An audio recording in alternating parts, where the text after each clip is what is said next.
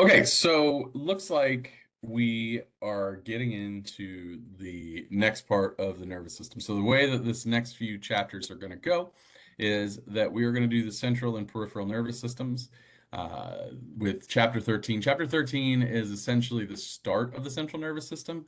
So we're going to start with the spinal cord. We're going to look at the anatomy of the spinal cord, the gross anatomy, then you're going to look at the cross-sectional anatomy.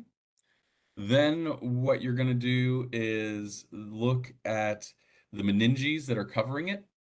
Then the information that we send up to our brain and the information down from our brain through the spinal cord is going to be coded by modality. And what that means is like your sense of touch and your sense of pain and your sense of proprioception, they all go up different elevators of your spinal cord. All that information of those wires is not just kind of goes up willy-nilly. It's organized into different ways. So we're going to learn those tracks that we have that are going to send things up and down. Then we are going to learn about the spinal nerves, and then we are going to learn about reflex arcs.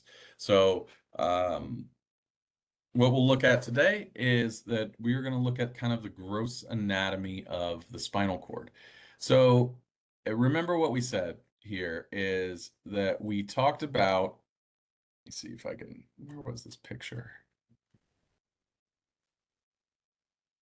Oh boy, I thought I had it. Hold on. There we go. So we are going to look at the spinal cord today, or at least in this video.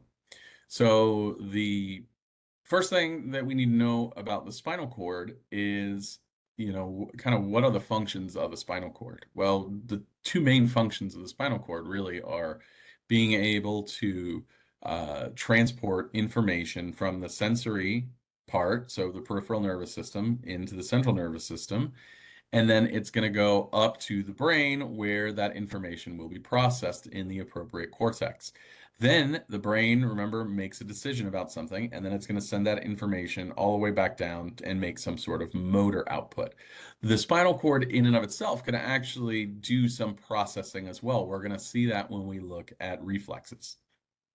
So the first thing that we should know is the anatomy of the spinal cord. So where does the anatomy of the spinal cord start? Well, it is completely connected to the brainstem. So as your brain comes down, there's a part that's kind of more caudally, and that is going to be called the brainstem. Now, as the brainstem comes down, it's going to pass through the foramen magnum. Once it passes the foramen magnum, that's when it becomes the spinal cord. Now, the spinal cord is going to go all the way down until it hits about L1 or L2. So, believe it or not, your spinal cord does not go all the way down in your cord. And that's important for a couple of things. That's important for a couple of procedures that we can do in medicine. We can do a lumbar puncture, or we can do an epidural.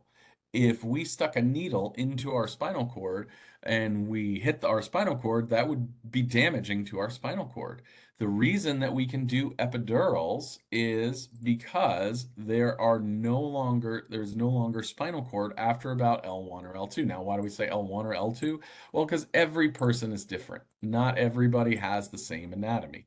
So it ends right about here, and it ends in kind of this cone-shaped thing, and we call that the conus medullaris.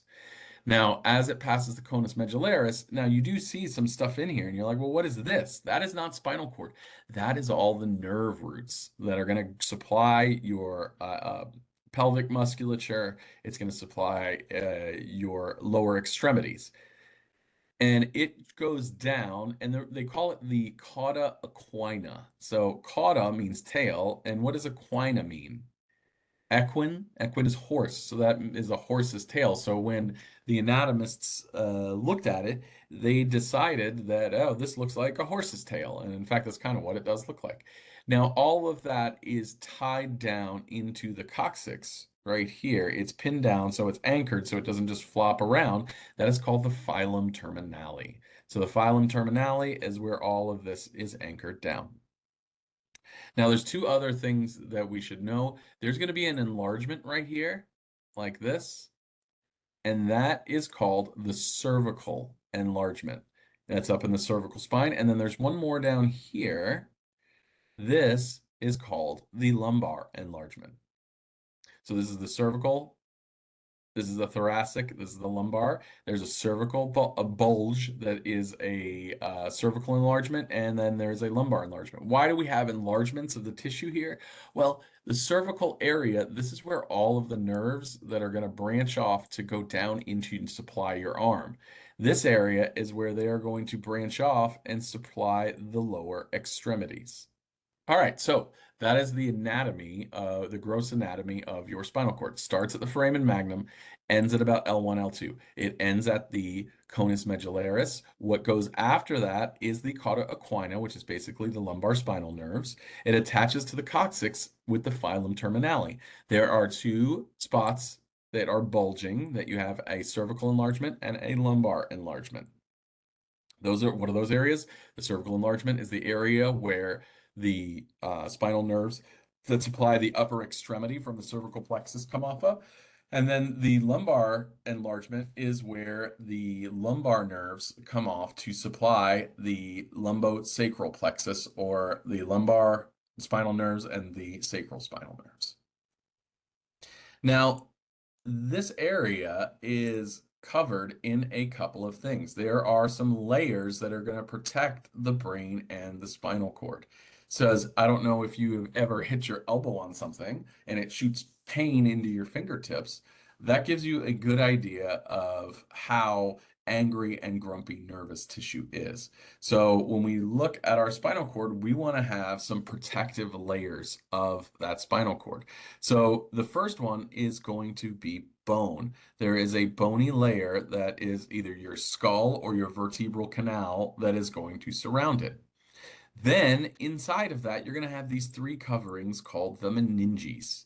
The meninges are going to cover your spinal cord. You can see that right here. These leafed out, like, looks like pieces of paper. And then we have cerebrospinal fluid. And then there is a blood-brain barrier that's going to protect your nervous tissue from the rest of your system. Now, the spinal coverings that we'll get a better look at, hopefully, in these notes, can't really see it that great on here. So let's make this a little bit bigger. So there are three layers that are going to cover this spinal cord.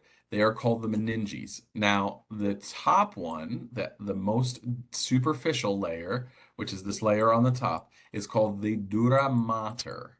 Now, if you know Spanish, duro means hard, and then you can see mater is like madre. It means mother. It's the tough mother that is on the outside protecting the spinal cord.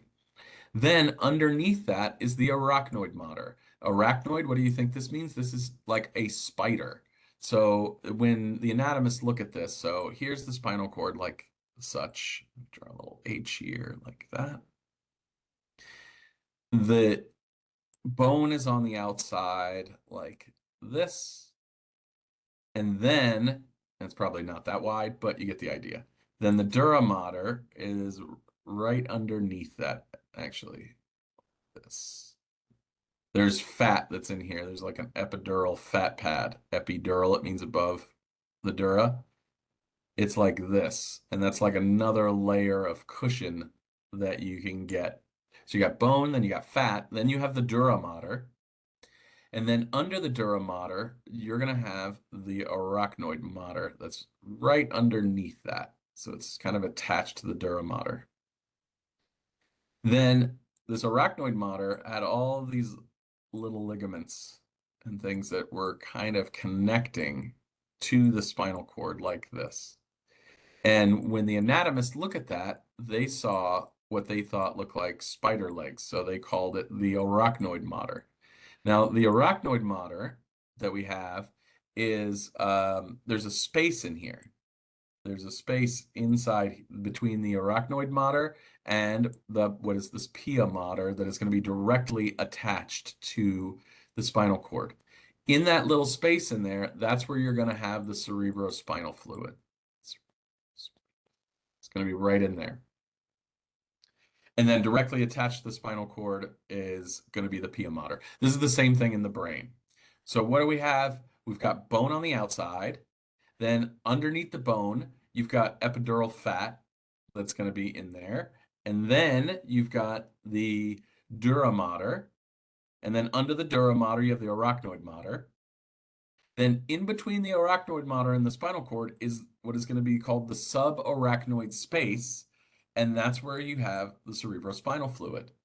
Then underneath that, you're going to have the pia mater directly attached to the spinal cord.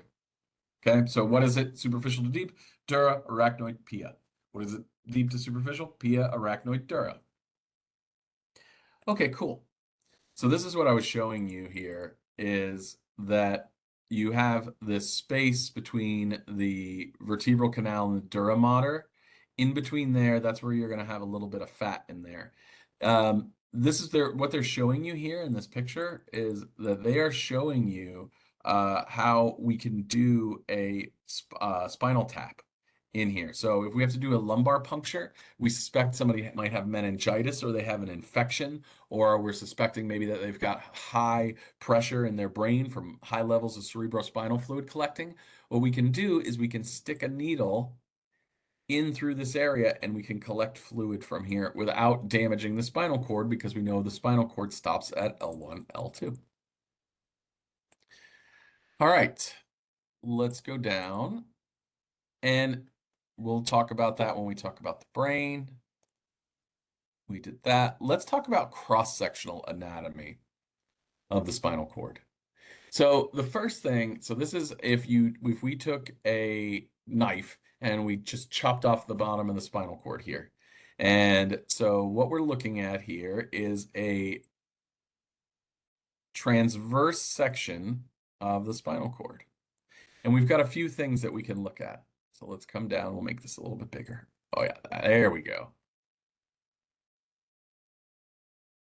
So what do we have here is we've got two areas that you can see are pretty obvious. You've got this darker stuff in here, and you've got this whiter stuff in here. Well, that is the difference between gray and white matter. And this is a good time to talk about this, about the differences between gray and white matter.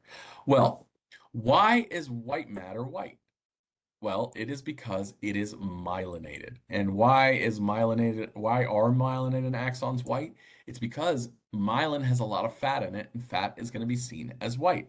Gray matter is not myelinated. So let's look and think about what is the spinal cord made of? What is the spinal cord made of? The spinal cord is nervous tissue. So what's nervous tissue made out of? It's made of neurons. Let's draw our neurons.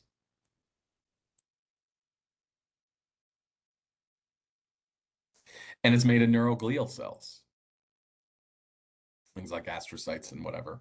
So if we look at the spinal cord, we looked at a nerve, and we can see that what section of that nerve is myelinated? The axons. What section is not? The dendrites, the cell body. So in the gray matter here, it's going to be all cell bodies, basically. In this section right here in the white matter, that's going to be all axons. Now let's think about this for a second. What is the function of an axon?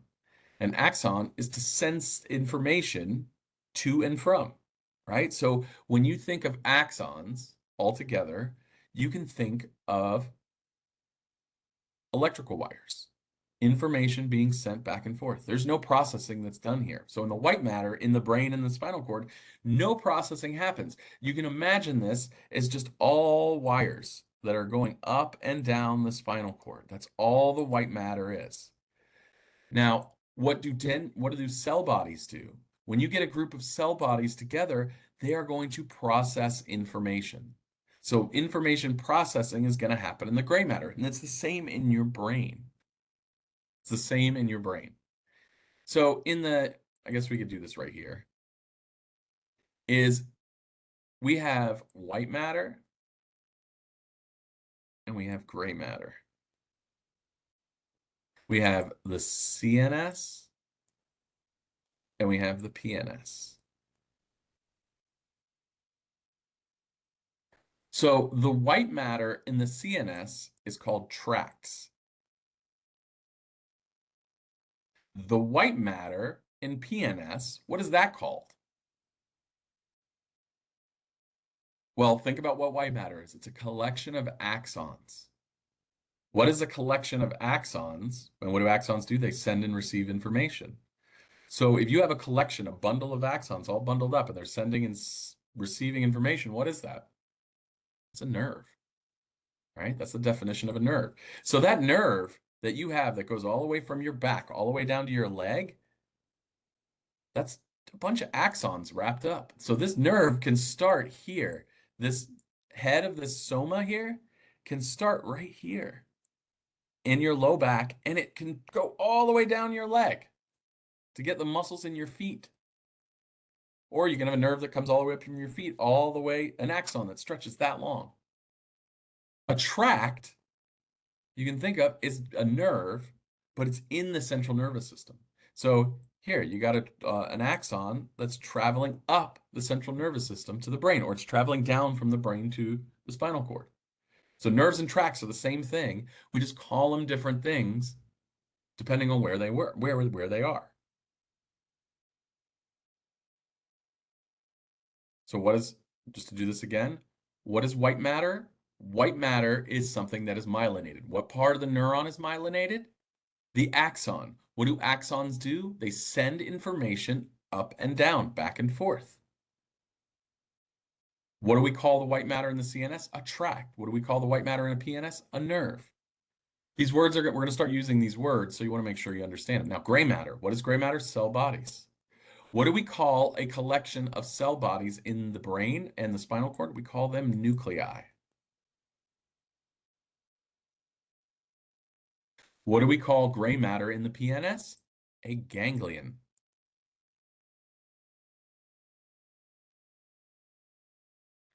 So what is this? The information in the CNS is going to be processed in a nuclei, like the basal nuclei that we have in our basal, well, it's called basal nuclei, in deep in our brain. And then we have a ganglion, which is a group of neurons that are going to be together in the peripheral nervous system. And we have one. We have one right here. It is called the dorsal root ganglia. And what that is the cell body of all of your sensory nerves. This is where, so say this was sensory was coming from your leg. It's traveling, so something's tickling you. It's coming up. Well, the cell body for that lives right here. It lives right here. And then that's going to travel into your spinal cord and it's going to go up your white matter tract and that's going to go up to your brain to tell you that somebody is tickling you. That's what a dorsal root ganglia, it's in the dorsal root. Okay. So we want to make sure that we understand the difference between white matter and gray matter. So make sure you can say that. You can write it down. And then you should know the differences in white matter and gray matter in the central and peripheral nervous systems. So the structure of the spinal cord.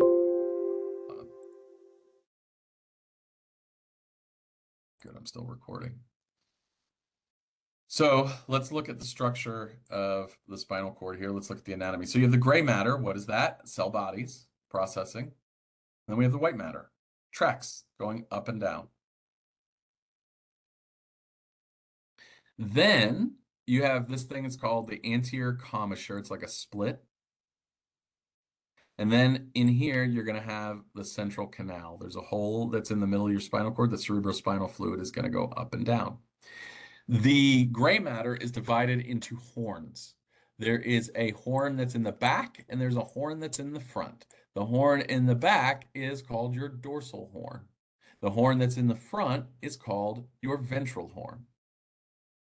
Now, these are going to meet with nerve roots. So these are like roots of a tree that we look at.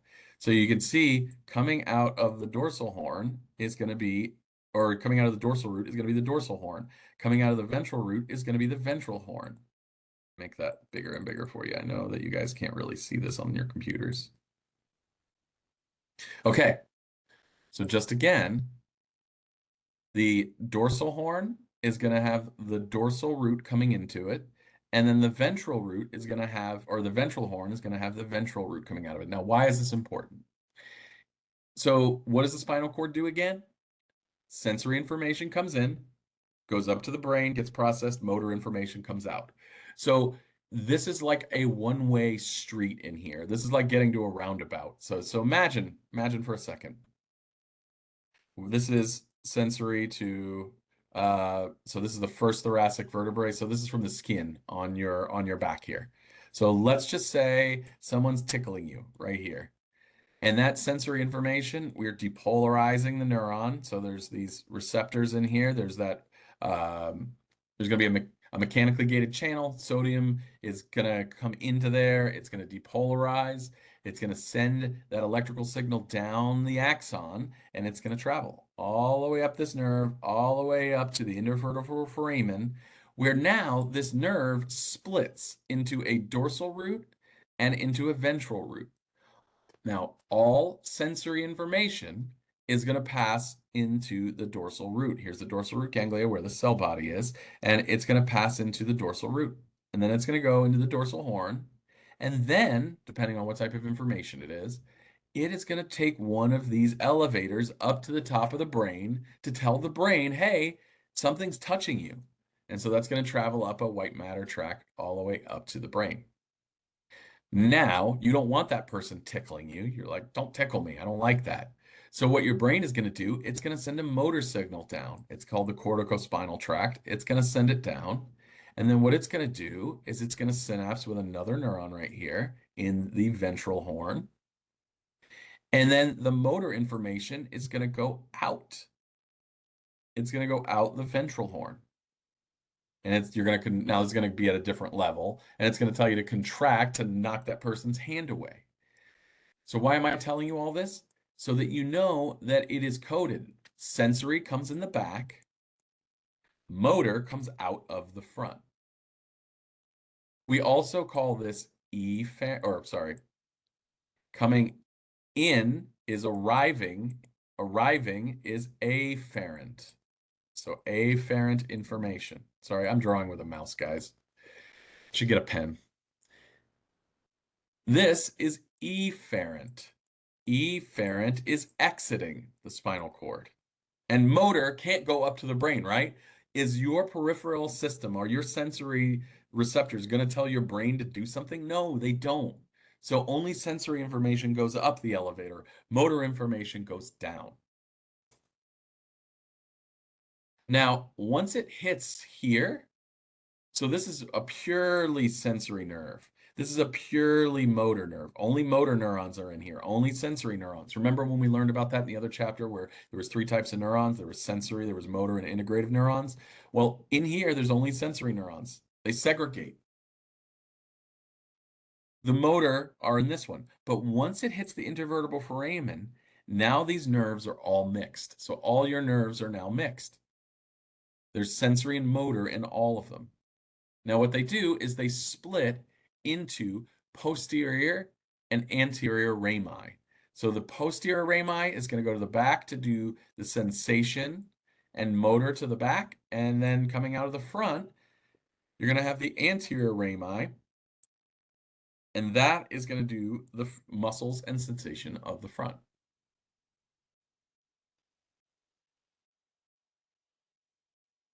All right, so what did we learn? We learned about the spinal cord. We learned that the spinal cord starts at the foramen magnum, goes all the way down to L2, becomes the conus medullaris. We have the cervical and lumbar enlargements for the nerves that come out of the cervical spine and the nerves that come out of the lumbosacral spine. What passes after the conus medullaris is the cauda equina. It is attached to the filum terminale, or it is attached to the coccyx by the filum terminale. In the spinal cord, and in the brain, we have these layers of protection. We have bone. Remember, there's bone, and then in the spinal cord, there's going to be epidural fat. I don't think there is in the brain. Then you have the dura mater. The dura mater is the tough outside mother. Then you have what? You have the arachnoid mater. Then you have the subarachnoid space where the cerebrospinal fluid is, and then you have the pia mater. Then you have the spinal cord cross-sectional anatomy. We know the difference between gray matter and white matter. Gray matter is unmyelinated. White matter is myelinated. It's white because fat is white and myelin is mostly made of fat. The myelinated portion is axons. The unmyelinated portion is the cell body and dendrites. Cell body and dendrites is processing information. White matter is electrical wires sending information back and forth. We know the difference between white matter and gray matter in the CNS and PNS. We know that the gray matter is divided into horns. You have a posterior horn or a dorsal horn, and you have a ventral or anterior horn. You also have a lateral horn, which we'll talk about a little bit later in your thoracic spine. Then you have dorsal and ventral roots that are going to come in and out. What comes in posteriorly? Sensory or afferent information. What comes out the front? Motor information, telling the body to do something. Or efferent, exiting, arriving. Once it passes the intervertebral foramen, which is this little hole that the nerve comes out, they are now mixed nerves. All right, one last thing that we'll do. So this white matter that we have, remember, what is it? It's electrical wires. So that electrical wire stuff is going to send information up and down the spine. So we're going to have ascending tracks and we're going to have descending tracks. If it is an ascending track, it's going up. What type of information is that going to be? Sensory, afferent. It's all going up. Only sensory information can go up. Only motor information can go down. So when we have sensory information, we have different types of sensory information in our body. We've got tickle, we've got touch, we've got itch, we've got pressure, we've got pain, we've got temperature, we've got something called proprioception. Actually, let's split this into another video. I'm going to split this into another video. Hold on.